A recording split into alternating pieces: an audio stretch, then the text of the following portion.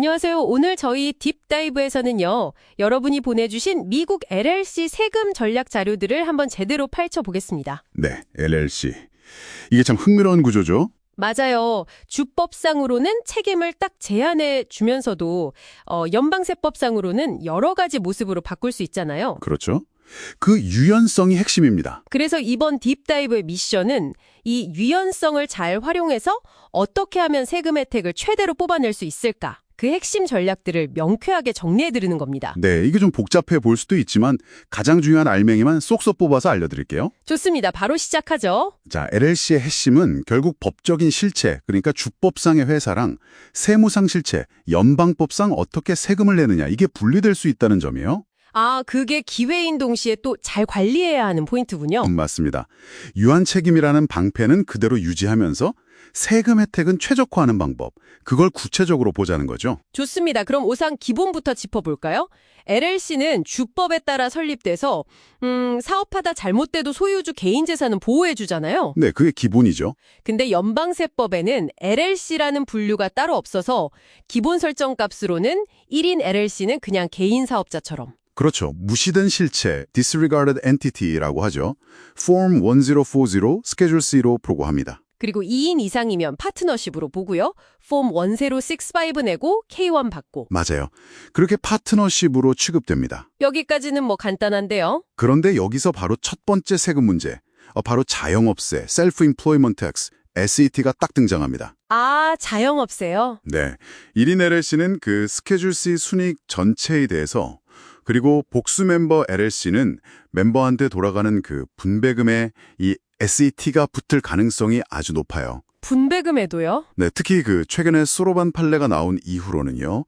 멤버가 사업에 적극적으로 참여한다면 예전처럼 나는 그냥 유한 책임 파트너일 뿐이다. 이렇게 주장해서 SET를 피하기가 매우 어려워졌어요.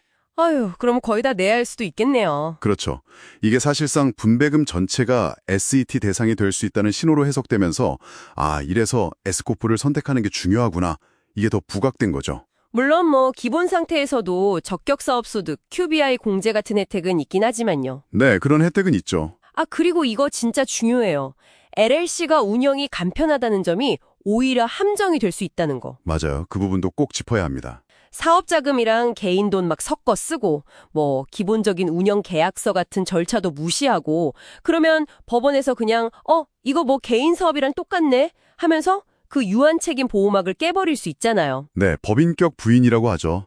형식이 간편한 거지 없어도 되는 건 아니니까요. 맞아요. 주의해야 합니다. 자, 그래서 사업이 좀 커져서 순이익이 연간 한 4만 달러, 5만 달러 이 정도를 넘어서면 많은 LLC들이 S코프로 세무상 지위를 바꾸는 걸 고려하게 됩니다. 폼 2553을 제출해서요. 네, S코프 전환. 가장 큰 이유가 아까 말씀하신 그 자영업세, SET 줄이려고 하는 거죠. 정확합니다. 그게 가장 큰 동기부여죠. S코프가 되면 LLC 소유주가 자신에게 직원처럼 월급을 주잖아요. 합리적인 급여, W2로. 네, 그렇죠. 그리고 남는 이익은 배당, 디스트리뷰션으로 가져가고요. 맞습니다.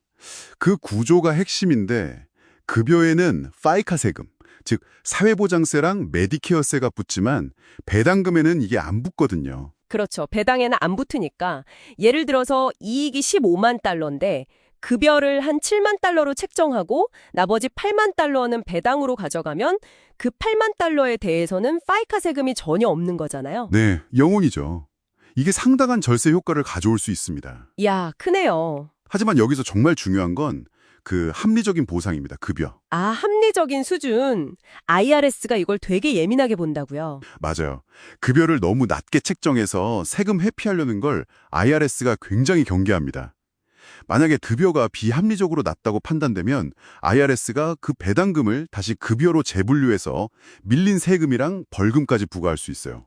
그럼 세금 폭탄 맞는 거네요. 그럼 합리성은 어떻게 판단해요? 그게 좀 복잡한데 소유주의 역할, 경력, 동종 업계의 급여 수준 이런 걸 다 종합적으로 고려해서 판단합니다. 그래서 왜 이 급여가 합리적인지에 대한 근거를 반드시 문서로 잘 남겨둬야 해요. 근거 마련이 중요하군요. 네.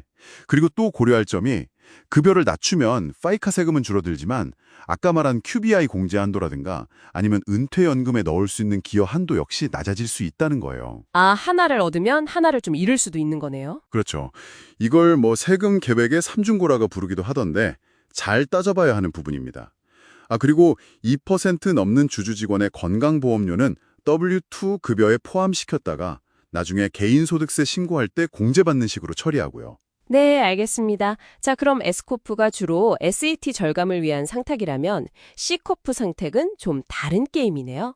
폼 8832를 내는 거요. 맞습니다. C코프 선택은 흔하지는 않지만 특별한 목적이 있을 때 아주 강력한 옵션이 될 수 있어요. 예를 들면 뭐 벤처 캐피털 투자를 유치한다거나 아니면 특정 세금 혜택을 노릴 때 쓴다고 하셨죠? 네, 그런 경우죠. 근데 가장 큰 특징이자 단점은 역시 이중과세입니다. 그렇죠. 법인 단계에서 먼저 법인세를 내고 지금 21%죠? 네, 현재 21%입니다. 그리고 남은 이익을 주주에게 배당으로 지급할 때 주주가 개인소득세를 또 내야 하는 구조. 이게 부담스럽긴 하죠. 부담스럽죠. 그럼에도 불구하고 C코프를 선택하게 만드는 아주 강력한 이유들이 있습니다. 첫 번째가 바로 적격 중소기업 주식 QSBS 혜택입니다. 섹션 120로요. QSBS요? 그게 어떤 건데요? 이게 특정 요건들, 예를 들어 미국 C코프가 발행한 주식이어야 하고 회사의 총자산이 5천만 달러 이하여야 하고 특정 적격 사업을 해야 하고 또 최소 5년 이상 보유해야 하고 이런 조건들을 다 충족하면요. 네. 충족하면 그 주식을 매각할 때 발생하는 자본이득에 대해서 최대 100%까지 비과세 혜택을 받을 수 있습니다. 우와. 100% 비과세요? 최대 얼마까지요? 한도는 최대 1,000만 달러 또는 투자 원금의 10배 중에서 더 큰 금액까지요. 1,000만 달러 아니면 투자금의 10배. 엄청난데요. 근데 LLC가 C코프로 전환해서 발행한 주식도 이게 가능하다고요? 네, 가능합니다. 그리고 여기서 정말 중요한 포인트가 있어요. 이 QSBS 혜택을 위한 5년 보유 기간이 있잖아요. 이게 LLC를 처음 설립한 날부터 계산하는 게 아니라 C코프로 전환한 시점부터 새로 카운트가 시작됩니다. 아, 전환 시점부터 5년이군요. 네. 그리고 또 하나, 그 10배수 비과세 한도를 계산할 때 기준이 되는 투자 원금 있죠? 그게 C코프 전환 시점의 공정시장 가치, FMV로 인정될 수가 있어요. 잠깐만요. 그럼 LLC 상태에서 가치가 많이 오른 다음에 C코프로 전환하면 그 높은 가치를 기준으로 10배 비과세 한도를 적용받을 수도 있다는 건가요? 바로 그겁니다. 이게 잠재적으로 정말 어마어마한 세금 혜택으로 이어질 수 있는 거죠.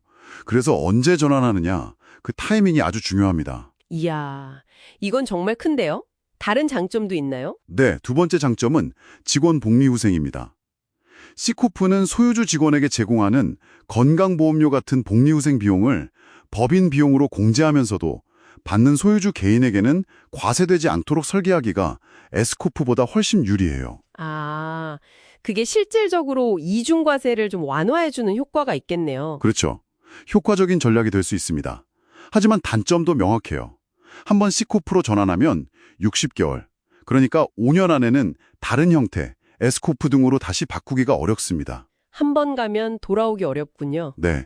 그리고 나중에 혹시 다시 통과과세, 패스트로우 형태로 돌아가려고 하면 그때 상당한 세금을 물어야 할 수도 있어서 정말 신중하게 결정해야 합니다.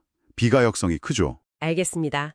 자, 오늘 이렇게 LLC의 다양한 세무상 지위 선택지를 쭉 훑어봤습니다. 기본 상태부터 시작해서 S콥, C콥까지 각각 장단점이 정말 뚜렷하고 고려해야 할 지점도 다르다는 걸 확인했네요. 네, 그렇죠. 결국 이게 정답이다 하는 최고의 선택이란 건 없어요. 맞아요. 여러분의 사업 단계나 수익성, 앞으로의 자금 조달 계획, 그리고 장기적인 목표에 따라서 최적의 전략은 정말 달라질 수밖에 없는 것 같습니다. 오늘 논의를 마무리하면서 여러분께 이런 질문을 한번 던져드리고 싶어요. 네, 어떤 건가요? 최근에 IRS가 파트너십의 자영업세 문제, 아까 말한 소로반 판례처럼요. 여기에 대해서 좀 더 엄격해지는 추세가 있고 또 반대로 C콥 전환 시에 얻을 수 있는 그 QSBS 혜택은 아주 강력하잖아요. 근데 한번 결정하면 되돌리기도 어렵고요. 네, 그 두 가지 상반되는 흐름이 있네요. 그렇죠. 이걸 생각해보면 단순히 지금 당장 뭐가 유리하냐 이것보다는 앞으로 몇 년 후에 우리 사업이 어떤 모습일까를 좀 예측해보고 거기에 맞춰서 지금 세무상 지위를 결정하는 게 장기적으로 얼마나 중요할까 이 질문입니다. 아, 미래를 보고 현재를 결정하는 거요? 네. 어쩌면 지금의 직관이나 단기적인 계산과는 좀 다른 선택이 먼 미래에는 훨씬 더 큰 이득으로 돌아올 수도 있다는 거죠. 이 점을 한번 깊이 고민해 보시는 건 어떨까 싶습니다. 네, 정말 중요한 포인트네요. 단순히 현재만 보지 말고 미래의 가능성까지 고려한 전략적 선택이 필요하다는 말씀이신 것 같습니다. 오늘 딥다이브 LLC 세금 전략에 대해 정말 알찬 정보였습니다.